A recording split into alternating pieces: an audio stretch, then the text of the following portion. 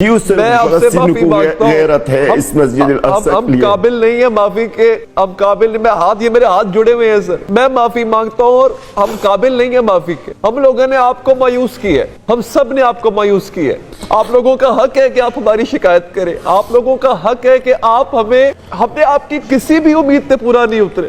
ہم تو آپ کو پانی نہیں پلا سکے، ہم تو آپ کو روٹی نہیں دے سکے، کھانا نہیں دے سکے، آپ کے بچوں کو کفن نہیں دے سکے۔ اس بات کی امت مسلمہ ہے۔ میں معافی مانگتا ہوں آپ سے، میرے ہاتھ جڑے ہوئے ہیں۔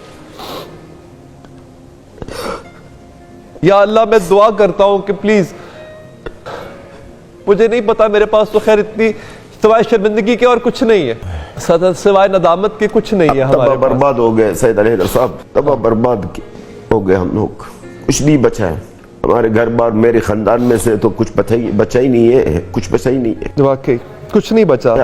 اب اگر ہم نے کچھ کر بھی دیا تو کیا فائدہ؟ اب ہم نے اگر کوئی فائدہ نہیں ہے سر، ابھی 7 مہینے گزر چکے، 7 مہینے گزر چکے، کچھ بھی نہیں۔ بس آپ لوگ عید بنا لیں، یاد سے شربت اچھے بنا لیں، آپ لوگ اچھے شربتیں بنائیے، اچھے پارکوں میں جائیں، اپنے بچوں کو گھمائیں پھرائیں۔ آپ لوگ ہمارے لیے اب مت روئیے گا، کوئی بھی نہ روئے ہمارے لیے، آپ لوگ اپنے اوپر روئے، کیونکہ اللہ کے عذاب سے کوئی نہیں بچے گا۔ یہ فلسطینی جو بچے ٹکرے ہوئے ہیں نا، یہ ان کے جو عذاب ہے، یہ جو اللہ کی طرف سے سزا اور عذاب ہوگا نا امت مسلمہ کے اوپر، وہ آپ بھی دیکھیں گے انشاءاللہ۔ آپ ماشاءاللہ جوان ہیں اور اللہ آپ کو لمبی زندگی دے، آپ دیکھیں گے یہ عذاب اللہ تعالیٰ کا کیسا نازل ہوتا اسی امت مسلمہ کے اوپر، وہ کس طریقے سے اللہ تعالیٰ اس معصوم بچوں کا بدلہ لیتا ہے۔ آپ صحیح کہہ رہے ہیں، آپ صحیح کہہ رہے ہیں۔ اللہ اکبر، اللہ اکبر۔ شکریہ آپ کا جلال صاحب، میں معذرت چاہتا ہوں سید علی حیدر صاحب، میں ہمیشہ آپ کے پروگرام میں حاضر ہوتا ہوں۔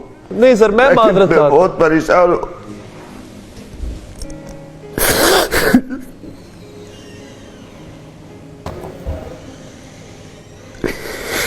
میں معذرت چاہتا ہوں سر، آئی ایم سوری، اب ریئلی سوری جلال صاحب، اب ریئلی سوری، میرے پاس الفاظ ہی نہیں ہے، میں کیا کہوں۔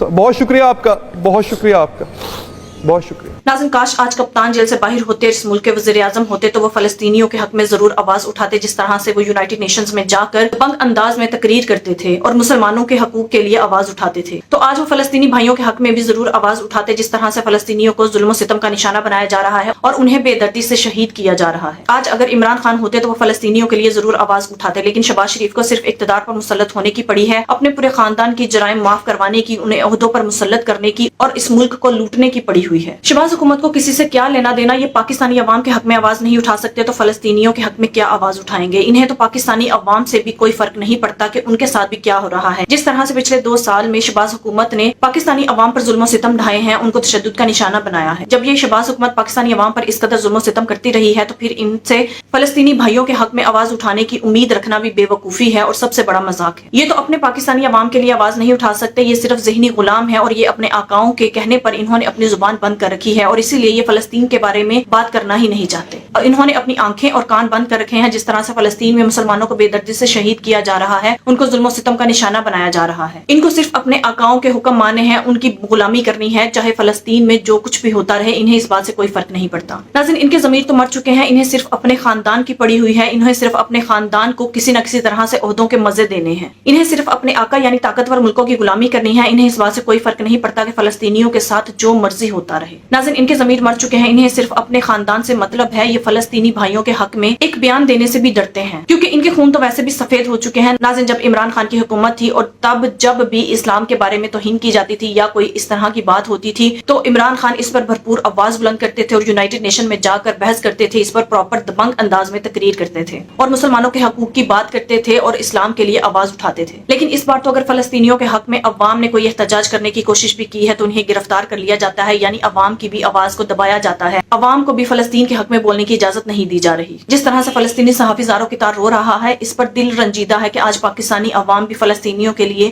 آواز نہیں اٹھا سکتی کیونکہ شہباز حکومت نے پابندی لگا رکھی ہے اور یہ ملک صرف اشرافیہ اور طاقتور لوگوں کے قبضے میں ہے۔ پاکستانی عوام رنجیدہ ہے کہ وہ فلسطینی بھائیوں کے حق کے لیے کچھ بھی نہیں کر پا رہی۔ ایک طرف ہم یہ کہتے ہیں کہ پاکستان ایک مضبوط ملک ہے، لیکن پاکستان فلسطین کے حق میں آواز تک نہیں اٹھا سکتا۔ آج ہم فلسطینی بھائیوں کے حق میں آواز بھی نہیں اٹھا سکتے تو اس سے آپ اندازہ لگا سکتے ہیں کہ شہباز حکومت کس इस कदर गिरी हुई हुकूमत कर रही है। नाज़रीन, आपके इस बारे में क्या राय है, कमेंट में ज़रूर बताइएगा। अगली वीडियो में मिलते हैं, तब तक के लिए अल्लाह हाफ़िज़।